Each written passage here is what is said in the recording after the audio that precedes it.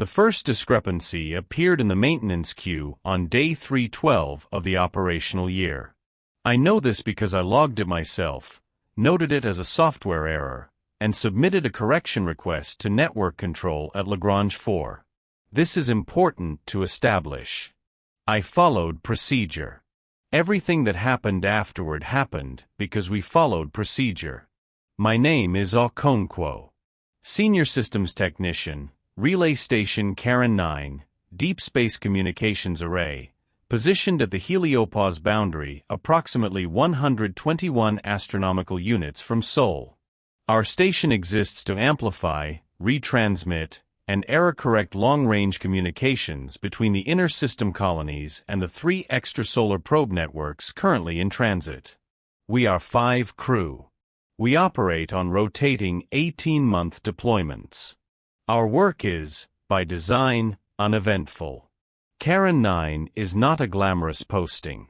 The station is a third-generation Morrow-class relay platform, cylindrical, approximately 190 meters along its central axis, with radiator arrays extending another 80 meters on either side. Most of the interior volume is dedicated to signal processing hardware, thermal management, and the reactor systems that power the transmission array. The crew habitation module occupies perhaps 12% of the total structure. We live in the margins of a machine built for a purpose that has nothing to do with us. I describe this because you need to understand the scale. The station does not care about us. It was not designed for human comfort. It was designed for signal fidelity. We exist aboard it only because certain maintenance tasks remain more economically performed by human hands than by automated systems, and because regulatory frameworks still require human oversight for communications infrastructure classified as critical. We are, in the institutional terminology, operational redundancy. On day 312, I was conducting a routine review of the maintenance scheduling system. This is a weekly task. The system generates work orders based on predictive analysis of component degradation, cross-referenced with manufacturer lifecycle data and historical failure rates across the Morrow-class fleet. It tells us what to replace, when to replace it, and in what order. We execute. The system schedules. This relationship had been functioning without notable irregularity for the entire duration of our deployment. The discrepancy was subtle. A work order had appeared in the queue, routine replacement of a signal conditioning module in Processing Bay 7, but the scheduled execution date was listed as Day 471. Our operational calendar only extended to Day 456, the end of our deployment cycle. Day 471 would fall within the overlap period of the next crew rotation, which meant it should have appeared in their pre-deployment briefing package, not our active queue. I noted this. I flagged it. I submitted the correction request. The system acknowledged receipt and assigned a ticket number. I moved on. 3 days later, Vasquez found another one. She was reviewing power distribution logs, her area of responsibility, and noticed a directive to recalibrate the tertiary reactor's magnetic confinement parameters. Standard procedure. Except the directive was dated Day 498. 42 days past the end of our deployment. Scheduling error, she said at the morning briefing. Same thing Okonkwo found. Systems probably got a corrupted calendar file somewhere. Ewan, our station commander, asked if it affected current operations. Vasquez said no. Ewan told her to flag it and submit a ticket. She did. We moved on. This is how it begins. Not with alarms. Not with warnings. With administrative irregularities that are too small to matter, too procedural to generate concern. You flag them. You submit tickets. You continue your work. The system will sort itself out, because systems always sort themselves out. That is what systems are for. By day 320, there were 11 future-dated directives in our maintenance queue. The earliest was scheduled for day 419, still within our deployment window technically, but far enough ahead that it shouldn't have entered the active queue yet. Maintenance directives typically populated no more than 14 days in advance. These had appeared months early. I compiled a report. Ewan reviewed it and agreed it warranted escalation to network control. We composed a formal anomaly report, Form NCA-7, Operational Software Irregularity, and transmitted it to Lagrange 4. At our distance, round-trip communication delay was approximately 34 hours. We would wait. In the meantime, we continued our routines. Breakfast at 0600 station time. Shift assignments. Maintenance rounds. System checks. Meal preparation. Exercise. Sleep. The station hummed around us in its constant mechanical way, the sound of coolant systems, ventilation fans, the deep subsonic pulse of the reactor. These sounds become invisible after the first few weeks. You stop hearing them. They become the silence. Park noticed something on day 322 that he didn't mention at the briefing. He told me later, privately, in the commissary during the evening meal. He said he'd been reviewing the content of the future-dated directives, not just their dates, but their actual instructions, and that they reference components we didn't currently have in our inventory. What do you mean? I asked. Replacement parts, he said. The directives specify part numbers. I cross-referenced them against our manifest. 3 of the parts listed don't match anything we have in storage. So the system is generating directives for parts that don't exist on this station. No, Park said. He set down his fork. The parts exist. They're real part numbers. I checked the manufacturer database. They're just not part of our current inventory. They're components for systems that aren't installed here. I asked him which systems. He said he'd need more time to identify them fully, but the preliminary cross-reference suggested they were components for a signal processing architecture that wasn't part of the Morrow class specification. Could be an upgrade package that hasn't been announced yet, I suggested. Park said maybe. He didn't sound convinced. He went back to his meal.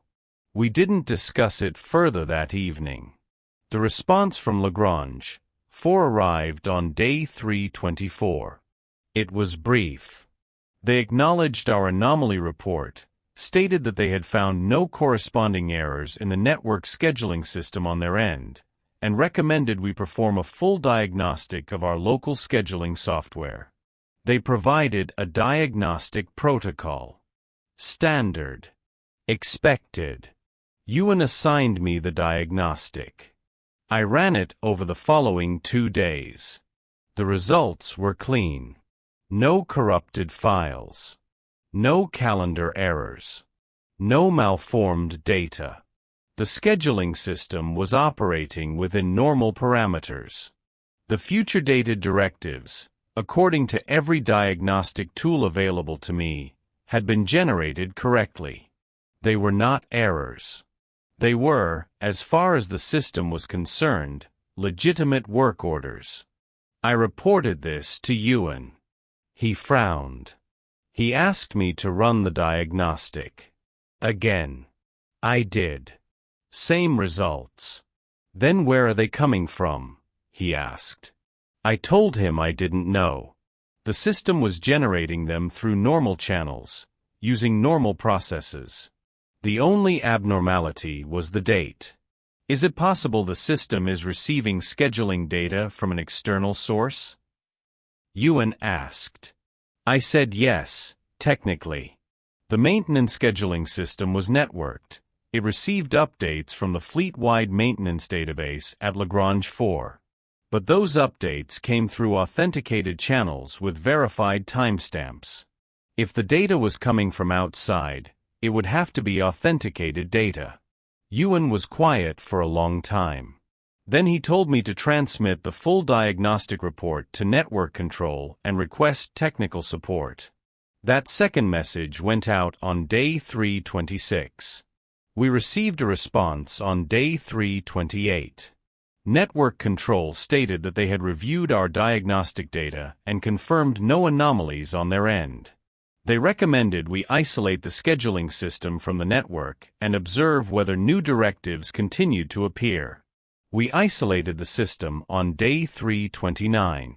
On day 330, 2 new future-dated directives appeared in the queue. The system was isolated.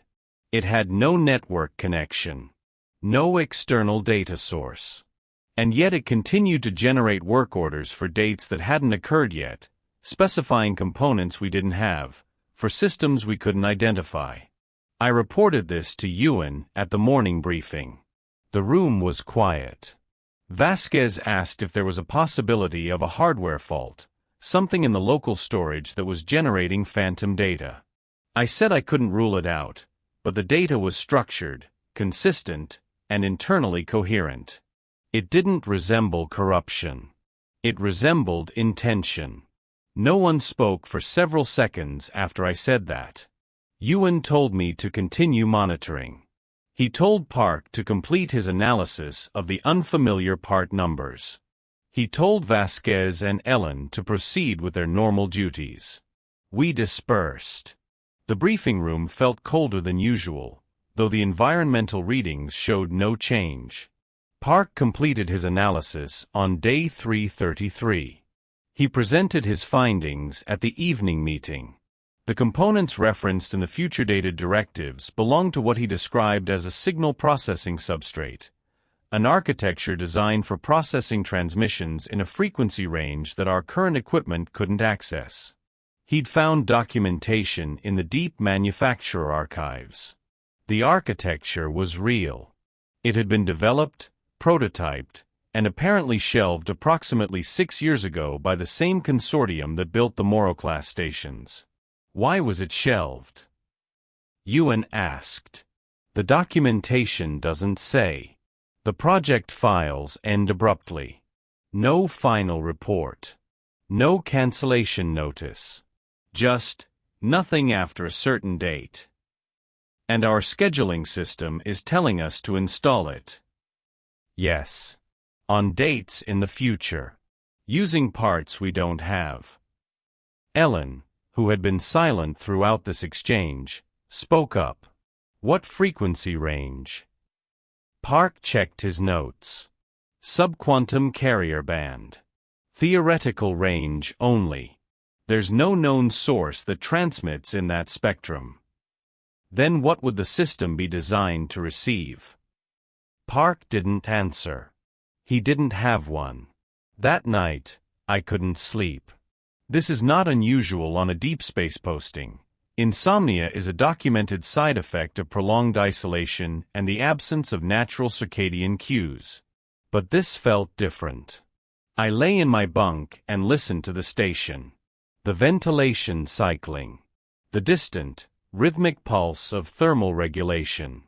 And beneath it, something I hadn't noticed before, a quality to the silence between sounds.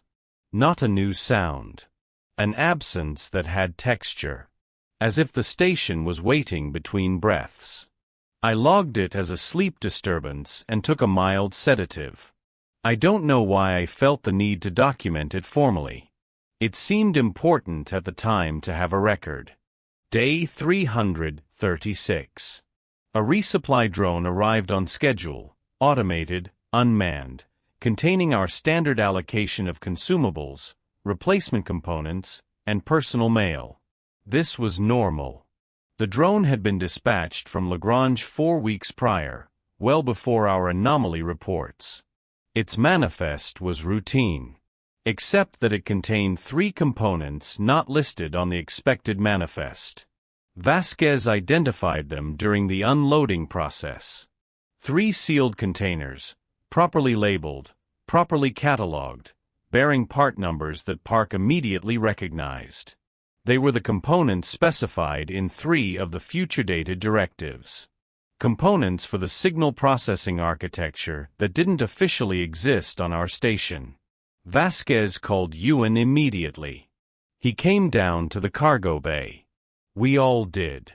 We stood around the 3 sealed containers, and no one spoke for what felt like a very long time. Were these on the dispatch manifest? Ewan asked.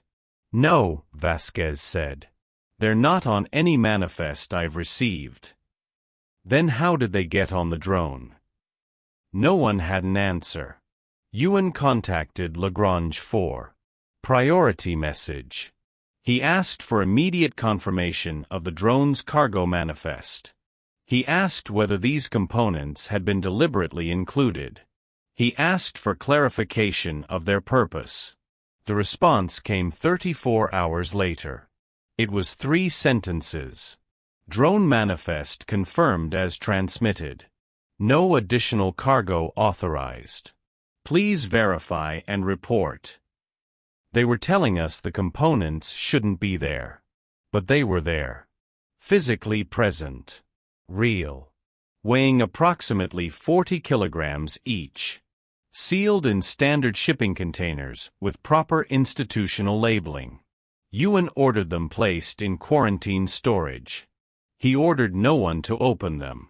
He submitted a formal security report to network control, flagged as priority. I remember Ellen standing in the cargo bay after the others had left, staring at the sealed containers.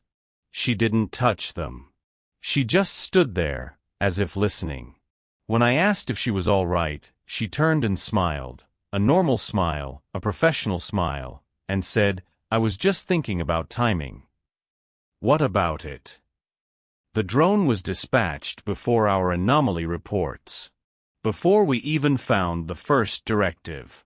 Those components were already in transit before we knew we'd need them. She walked away. I stood in the cargo bay alone for several minutes after that, listening to the ventilation system cycle, and feeling something I can only describe as the sensation of being inside a process that was already complete. Day 341.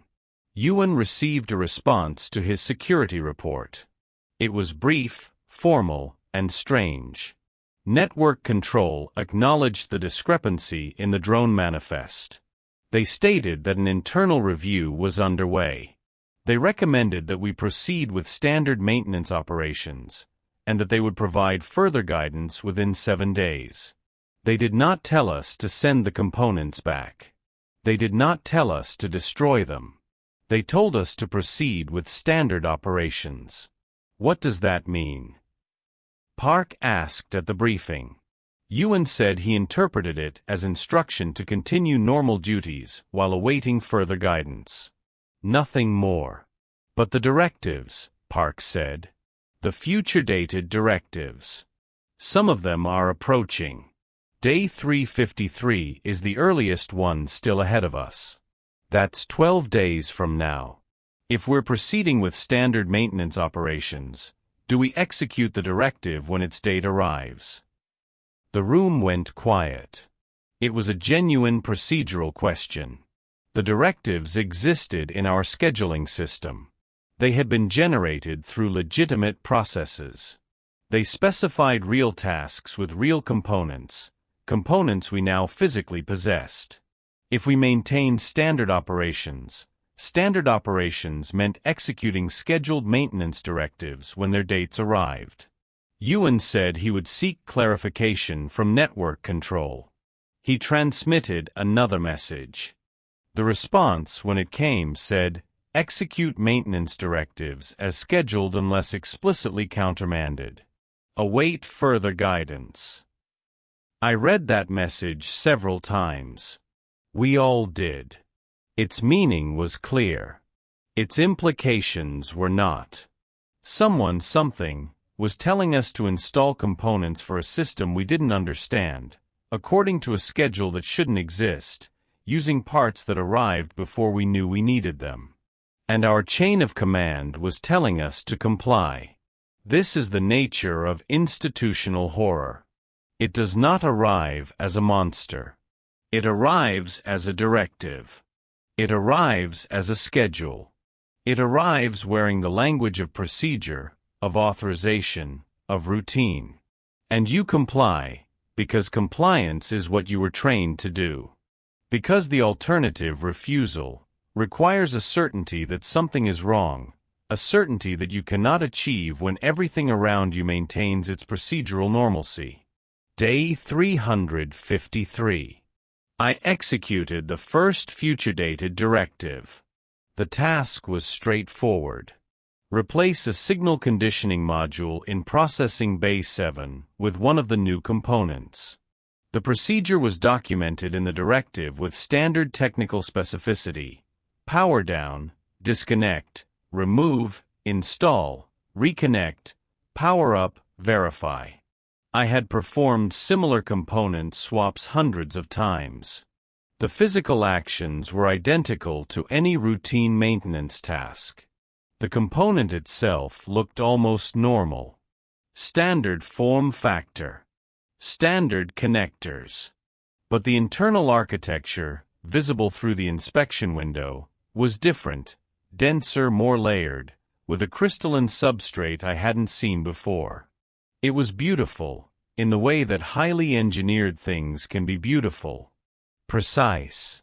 Purposeful. Alien in its perfection. I installed it. I powered up the system. The verification tests returned nominal results. The directive was marked complete in the scheduling system. Nothing happened. I mean that literally. Nothing changed. The station continued operating. The signal processing systems showed no difference in performance. No new capabilities. No unusual behavior. The component sat in its housing, integrated into our systems, doing nothing observable. I reported this to Ewan. He noted it. We moved on. Day 358. Vasquez executed the second directive. Another component installation. Another nominal result.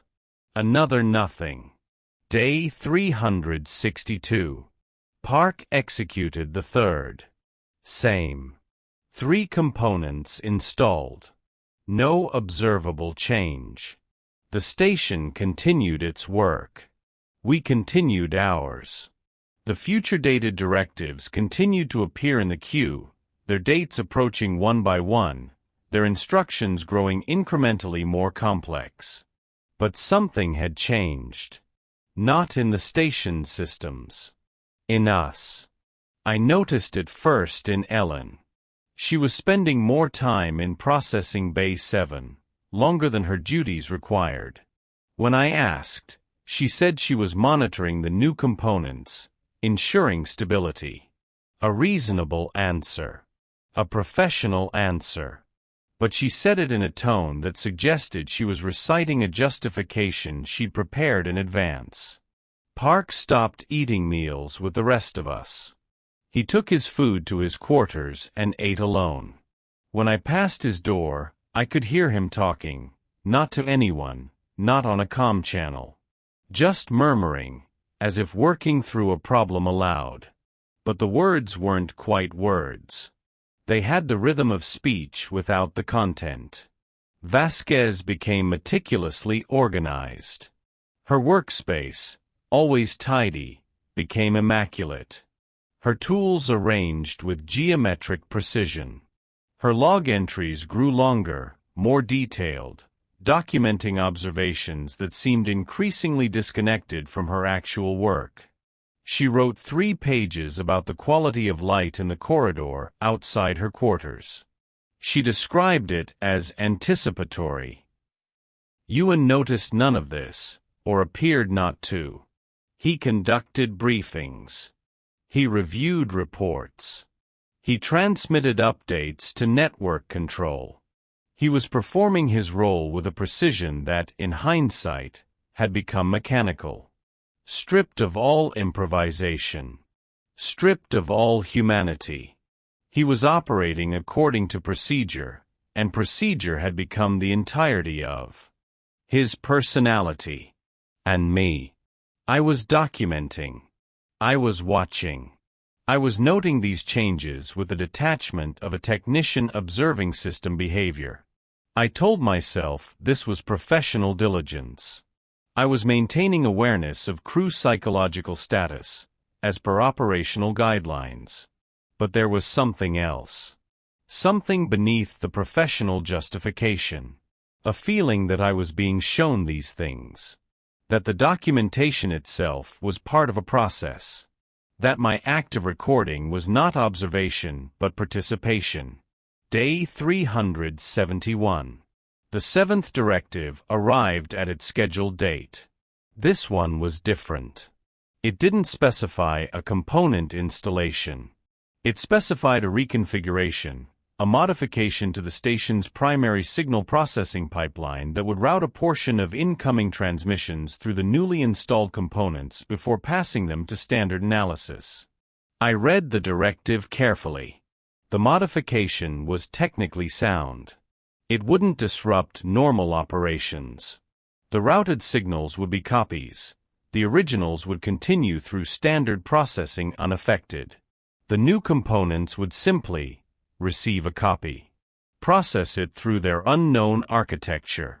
The output, according to the directive, would be logged to a new data partition that the directive also instructed us to create. I brought this to Ewan. He read it. He asked if it would affect our primary mission, signal relay and retransmission. I said no. He asked if it posed any risk to station systems. I said I couldn't identify one. He asked if network control had countermanded any directives. I said no. Then execute it, he said. I executed it. The modification went live at 1400 station time. Within the hour, the new data partition began accumulating data. The copied signals were being routed through the installed components, processed through their crystalline architecture, and the output was being stored. I examined the output data. It was not in any format I recognized. Not text. Not numerical telemetry. Not image data. Not audio. It occupied storage space. It had structure, patterns, repetitions, hierarchies. But it corresponded to no standard data format in our systems. I reported this. Ewan noted it. We continued. Day 374.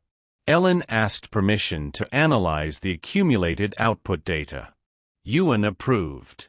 She spent the next 3 days in the processing bay, running the data through every analytical tool available on the station.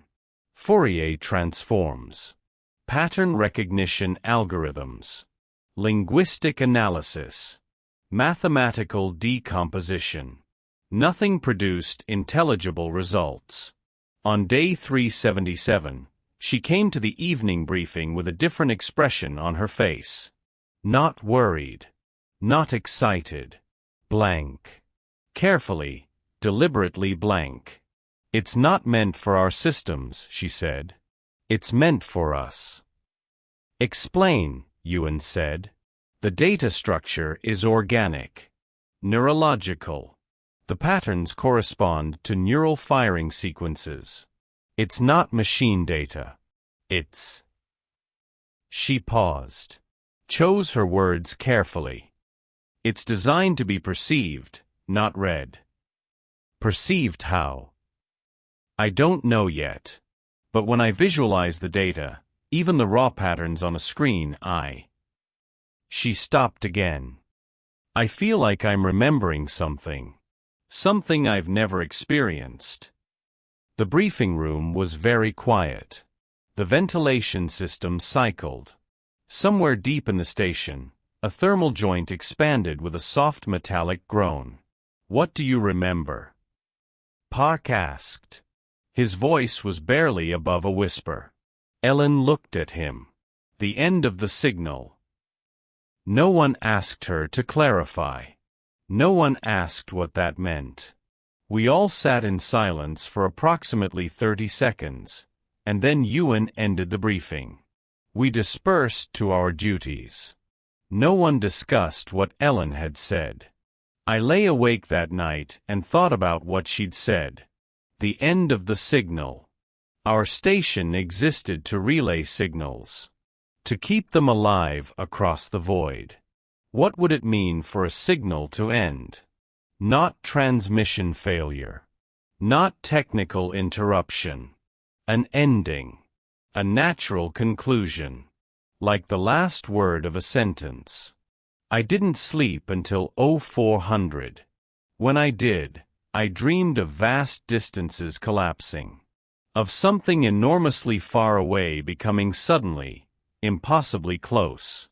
Of a voice that was not a voice explaining something in a language I understood perfectly, but could not translate into thought. Day 380. I woke to find that I had written something during the night. On the small notepad I keep beside my bunk, an old habit, paper and pencil, something tangible in a world of screens. 3 lines of text in my own handwriting that I did not remember writing.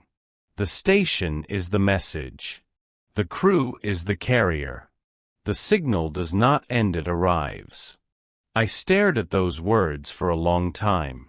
Then I tore the page from the notepad, folded it, and placed it in my breast pocket. I did not report this at the morning briefing. I don't know why. It felt private. It felt like something that belonged to me specifically. A personal communication. This was the first time I deliberately withheld information from the crew. I noted that fact. I noted that I was noting it. I noted that the act of notation felt like compliance with something. Day 383. Network controls promised further guidance had never arrived. It had been 42 days since they'd told us to await it. Ewan had sent follow-up messages. The responses had grown increasingly brief. Acknowledgements. Confirmations of receipt. No substance. No guidance. No questions. I began to wonder whether anyone at Lagrange 4 was actually reading our reports. Park voiced the same thought at a briefing. He said it matter-of-factly, without alarm. I don't think anyone is monitoring us anymore. Ewan disagreed. He said protocol required continuous oversight of relay stations. He said our reports were being received and logged. He said the system was functioning. The system is functioning, Park repeated, in a tone that meant something different from what Ewan intended. Day 387. The 12th Directive. This one instructed us to modify the station's internal communication network, to create a secondary channel that would carry the output data from the new components and make it available on all crew terminals, all displays, all audio systems. Not actively broadcast. Simply available.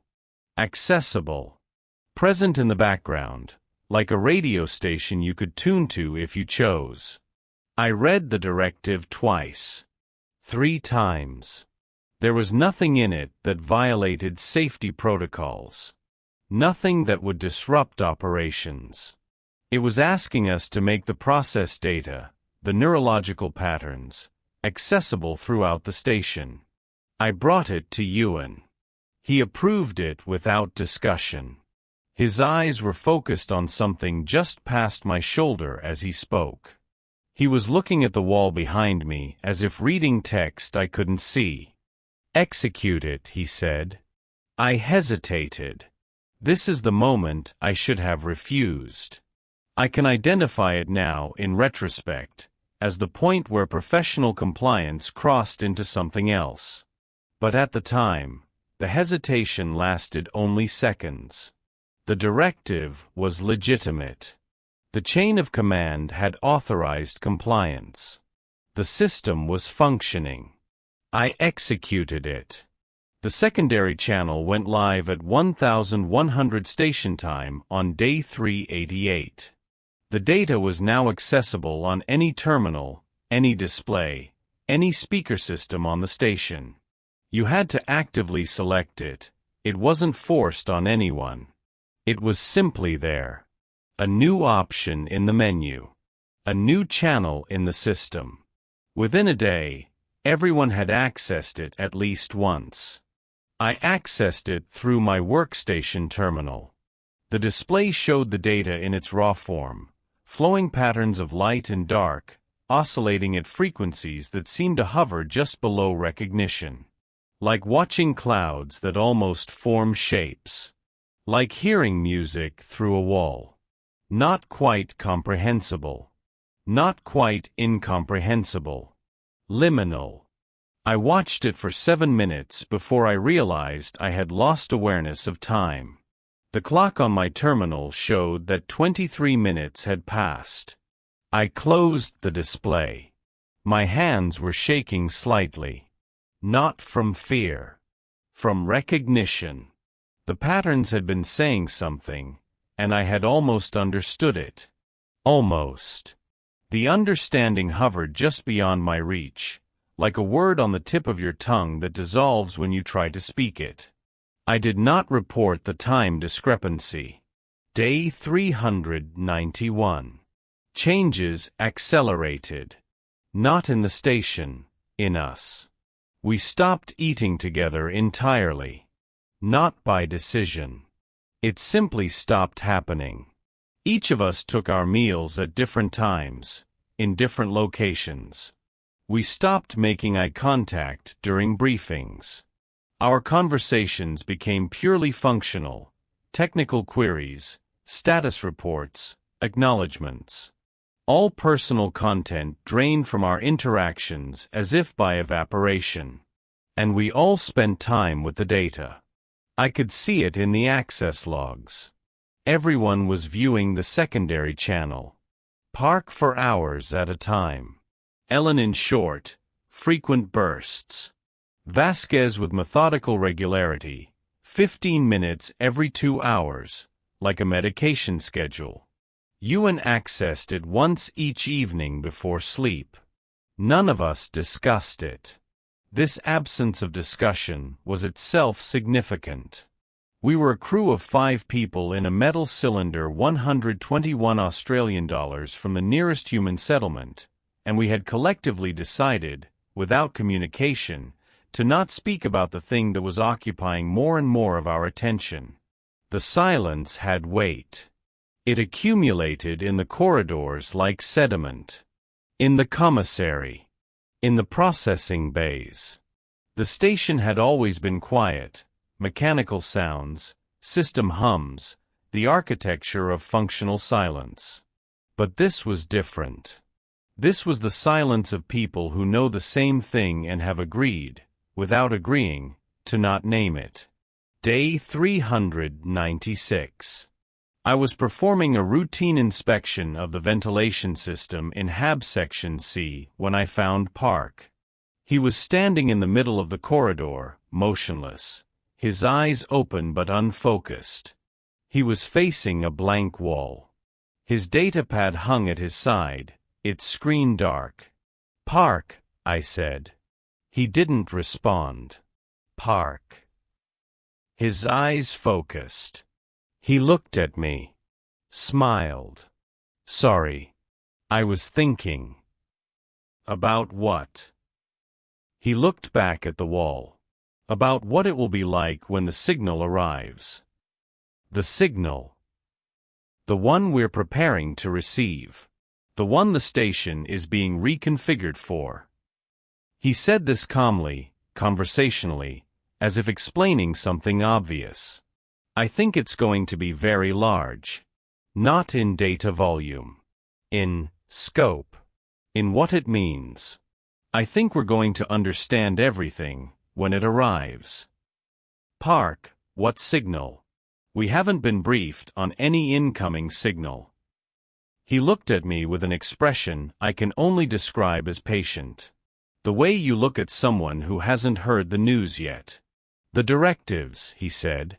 Their preparation. The components. The reconfiguration. The data channel. We're being made ready.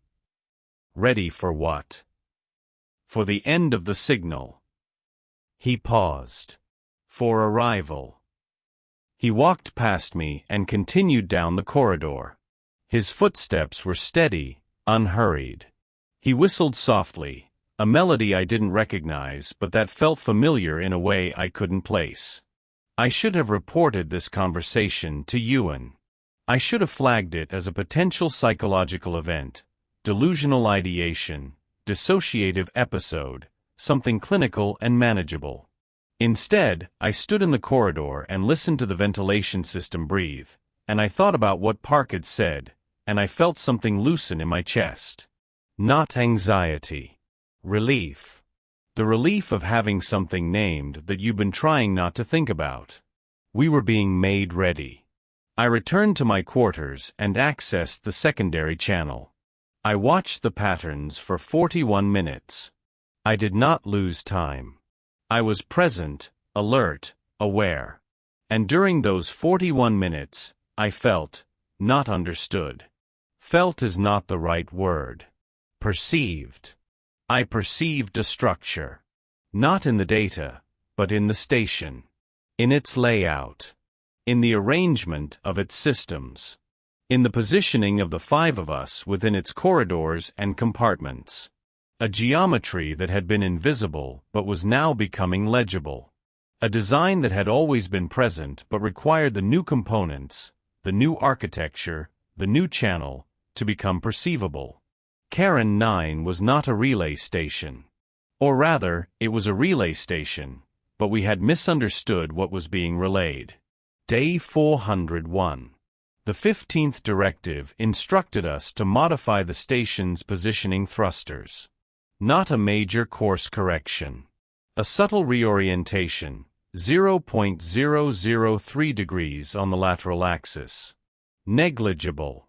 Undetectable without precise instrumentation. The stated purpose in the directive was signal alignment optimization. Ewan approved it. I executed it. The station shifted imperceptibly. Day 404. Another reorientation. 0.007 degrees on the vertical axis. Then another on day 408. And another on day 411. Each one negligible. Each one authorized. Each one moving us, moving the station, moving the signal array, toward some alignment that we could not yet see but could increasingly feel. The data on the secondary channel was changing, becoming clearer. Not in the sense that I could now read it or translate it. In the sense that the almost recognition I'd felt was growing closer. The word on the tip of my tongue was forming. The shape in the clouds was resolving. Not fast. Not suddenly. But inevitably. Like watching a distant ship approach across an ocean of static. Day 413. Vasquez stopped performing her duties. She didn't refuse. She didn't declare a grievance or a medical issue. She simply stopped. She sat at her workstation with the secondary channel displayed on her screen, and she watched. 4 hours. For the entire shift. I found her there at 2200 when I was conducting my evening rounds. The data flowed across her screen. Her face was illuminated by its shifting patterns. She was crying. Not in distress. In something else. In overwhelm. In the way you cry when you hear music that is too beautiful to bear. Vasquez, I said. I can almost hear it, she whispered. It's so close now. Hear what? The signal. The real one. The one that's been traveling since before the station existed. Since before we existed. It's been traveling for so long, and it's almost here and we're. She turned to look at me, and her eyes were bright and wet and absolutely certain. We're the ones who get to receive it. Do you understand? After all this time, all this distance, we're where it arrives. I turned off her display. She didn't protest. She sat quietly in the dark workstation, hands folded in her lap, and smiled at nothing. I did not report this. I no longer knew who I would report it to, or why. The structure of command, of procedure, of institutional oversight, it felt thin. Like a membrane stretched too far. Behind it, something else was pressing through. Something larger and more real than procedure. Day 415. I accessed the secondary channel at 0300, unable to sleep. The patterns had changed again. They were slower now. More rhythmic. Like breathing. Like a heartbeat. Like something alive and vast and patient, preparing to speak. I watched for 3 hours. During that time I perceived, not saw, not heard, not thought, but perceived in a modality I have no word for, the following. The station was not receiving signals. It was not relaying them. It was becoming one. Every component we had installed, every reconfiguration we had made, every subtle reorientation of our position, all of it was turning Kharon-9 from a machine that processed signals into a signal itself. A message, written in metal and reactor fire and crystalline processing substrate and human nervous tissue, aimed at something in the void that was waiting for exactly this communication. We were not the recipients. We were the content. I should have been afraid. I noted, with clinical precision, that I was not afraid. I noted that the absence of fear felt like the most frightening thing I had experienced in my life. I noted that this paradox was itself part of the pattern, part of the message. I noted that my noting was the message. The observation and the observed collapsing into a single act. Day 418. Yuan called a briefing.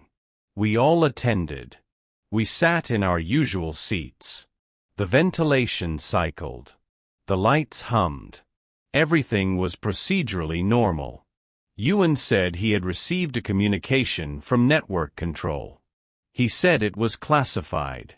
He said it instructed us to accelerate the execution of all remaining directives. How many remain? He asked me.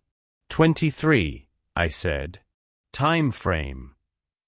The directives are scheduled through day 471. If we accelerate, we could complete them within 15 days. Yuan nodded. Begin immediately. Park said, all of them. All of them. No one objected. No one asked questions. We dispersed to begin. Over the following days, we worked. We installed components. We reconfigured systems. We realigned arrays. We modified power distribution. We restructured data pathways. The station changed around us, not visibly, not dramatically, but fundamentally. Its architecture remained the same. Its function transformed. Layer by layer, directive by directive, Kharon-9 was being rewritten from within. We worked in silence. In coordination without communication. Knowing where each other was, what each other needed, without speaking. Moving through the station like components ourselves, like parts of a machine that had learned its own operation. I would arrive at a junction box to find Vasquez had already prepared the connections I needed. Park would complete a calibration sequence moments before I transmitted the parameters. Ellen would appear in a processing bay exactly when her expertise was required, without being called. This should have disturbed me. It did not. It felt efficient. It felt correct. It felt like the station was dreaming us, and we were cooperating with the dream. Day 429. I completed the final directive. The last component installed. The last reconfiguration executed. The last reorientation confirmed. I stood in Processing Bay 7, the bay where it all began, with that first future-dated work order, and I felt the station settle into itself. Like a sentence that has found its final punctuation. Like a held breath being released. The secondary channel was no longer showing the flowing patterns. The display was clear. Empty. Waiting. I walked to the observation port in HAB Section A. The only window on the station, a small rectangle of layered glass looking out into the void. The stars were there. The distant sun was there, a bright point among billions. Everything was as it should be. Except, in the space between the stars, in the void between points of light, something was different. Not visible. Not a shape or a color or a movement. A quality. The void was not empty anymore. It was full. Full of approach. Full of imminence. Full of something that had been traveling for longer than I could comprehend, that had been aimed at precisely this point in space, at precisely this configuration of matter, at precisely these 5 nervous systems arranged in precisely this geometry within precisely this structure. The signal. Not electromagnetic. Not gravitational. Not any form of radiation or wave that our science had names for. Something else. Something that required a receiver built not just of technology but of consciousness. Of human awareness, prepared and aligned and restructured to perceive what no unprepared mind could perceive. This is what the directives had built. Not a machine. A sense organ. A way for something vast and distant to be known by something small and local. A way for the message to arrive. I stood at the observation port and felt it coming. Felt the distance between it and us contracting. Not physically, the station wasn't moving. Nothing was moving. But the gap between source and receiver was closing because the receiver was now finally capable of reception. The signal had always been here. We simply hadn't had the capacity to hear it. Day 430. The signal arrived. I cannot describe it. This is not evasion or mystification. I cannot describe it because the experience did not occur in any modality that language maps to. It was not sound. It was not vision. It was not thought. It was not emotion. It was not knowledge. It was something for which no human sense or cognitive process has a name, because until that moment, no human had ever been configured to experience it. I can describe what happened around it. The external facts. The measurable events. At 0347 station time, all systems on Kharon-9 experienced a simultaneous data saturation event. Every sensor, every processor, every storage medium on the station registered maximum input. Not overload. The systems did not crash. They simply filled. Completely. Instantly. As if the entire informational capacity of the station had been spoken to at once and had answered. The event lasted 0.7 seconds. When it ended, the station was silent. Not mechanically. The ventilation still ran, the reactor still pulsed, the systems still operated. Silent in a different way. Completed. Finished. Like a book that has been read. I found the others in their various locations throughout the station. Park in the processing bay. Vasquez at her workstation. Ellen in the corridor outside her quarters. Ewan on the command deck. Each of them standing still. Each of them with the same expression. Not shock. Not peace. Not understanding. Something beyond those things and beneath them simultaneously.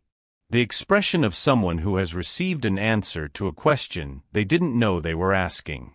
We gathered in the commissary without speaking. We sat at the table. We looked at each other. Ewan spoke first. I'm going to file a report. What will you say? Vasquez asked. He was quiet for a long time. That the scheduled maintenance directives have been completed.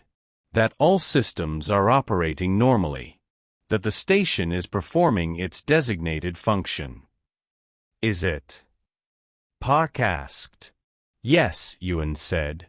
It always was. We just didn't know what the function was. Day 431. Ewan filed his report. Network control acknowledged receipt within minutes, faster than the communication delay should have allowed. Their response was a single line. Acknowledged. Next crew rotation proceeding as scheduled. We are being replaced. In 25 days, a new crew will arrive. They will take over operations. They will maintain the station. They will, in time, receive their own directives. The system will continue.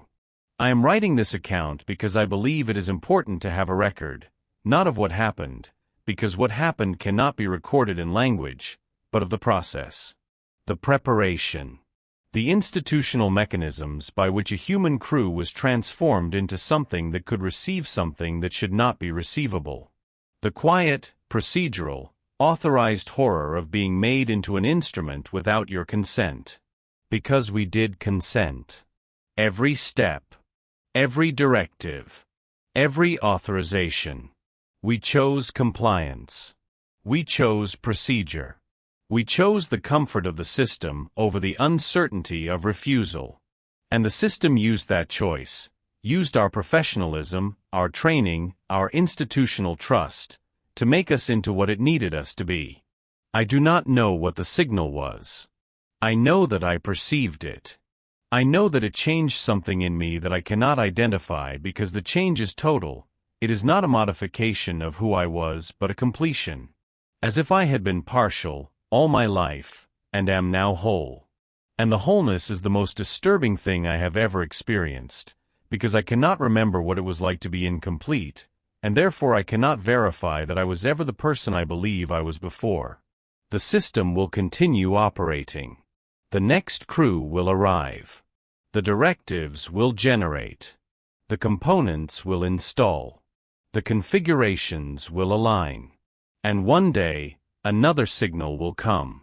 Or perhaps the same signal, arriving again, arriving always, arriving at every point in time simultaneously because it is not constrained by time, and we, the receivers, are simply the moments where it becomes perceivable. I am filing this account in the personal log archive, which is reviewed only during post-deployment psychological assessment. By the time anyone reads it, I will be in transit back to the inner system. Back to Lagrange 4. Back to a world that does not know what it is part of. I will resume my career. I will take new assignments. I will maintain systems and follow procedures and file reports. And I will carry, in the place where my certainty used to be, the knowledge that every system I maintain, every signal I relay, every procedure I follow, is part of something I cannot see, serving a purpose I cannot name, moving toward a completion I cannot prevent. The station operates normally. The signal continues. I do not know whose voice I am. End of record. Day 433. Technician Okonkwo, CL. Personnel number 7741 Kharon. Filing status. Personal archive. Classification. None requested. The system will continue operating despite the horror.